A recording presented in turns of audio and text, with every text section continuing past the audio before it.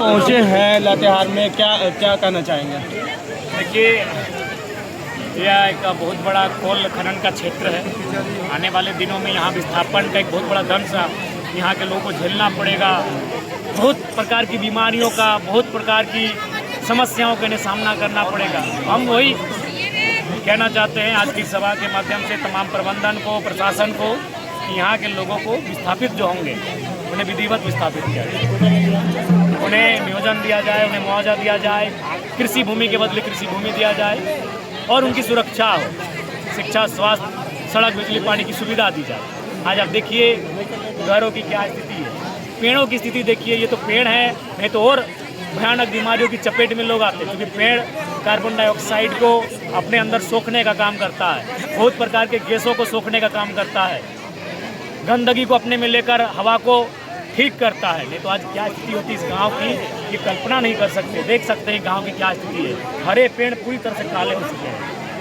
दादा एक सवाल और है, सिमरिया से टंडवा आने में और बड़का गांव से टंडवा यहाँ पहुँचने में लातेहार में एक साइडेड गाड़ी आपने देखा होगा, लोडिंग गाड़ी जो पूरी तरह से खड़ा रहता है और आधा से ज़्यादा वो रोड पे खड़ा रहता है और समस्या ये है कि कभी भी एक्सीडेंट का कारण बिल्कुल। बहुत सारे लोगों ने हमें बताया कई घटनाएं, कई एक्सीडेंट से लोगों का डेथ भी हुआ है। ये प्रशासन को सचेत रहने की आवश्यकता है, उन्हें बिल्कुल इन कार्यों में गंभीरता दिखाने की आवश्यकता है। दादा यहाँ पे जिस तरह से मौतें हुई है और कंपनी उस पर मुआवजा भी नहीं देती है और चुप्पी साथ देती है, विधायक भी उस पर राजनीति कारण है कि यहाँ के जनप्रतिनिधि आइए हमारे धनबाद बोकारो में लड़ झगड़ के हम लोग मुआवजा दिलाते हैं। हाल ही फिलहाल 29 लाख रुपया मुआवजा दिलाए जी। जेल कैम्प के नेतृत्व में 29 लाख रुपया मुआवजा दिया गया।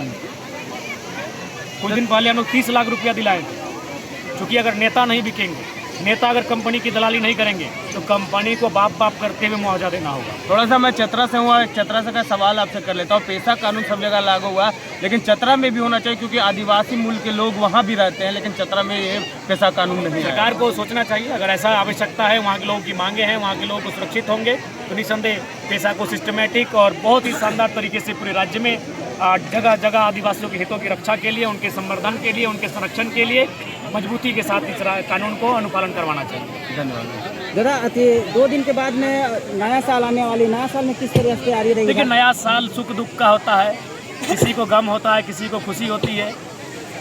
और नया साल अगर झारखंड की बात करेंगे तो झारखंड का एक हिस्सा मातम भी मनाता है। कोल्हान, सरायकेला, खरसवां, जहाँ 1 जनवरी 1948 को एक भयानक गोलीकांड हुआ था जिसमें हजारों लोगों की शहादत हुई थी।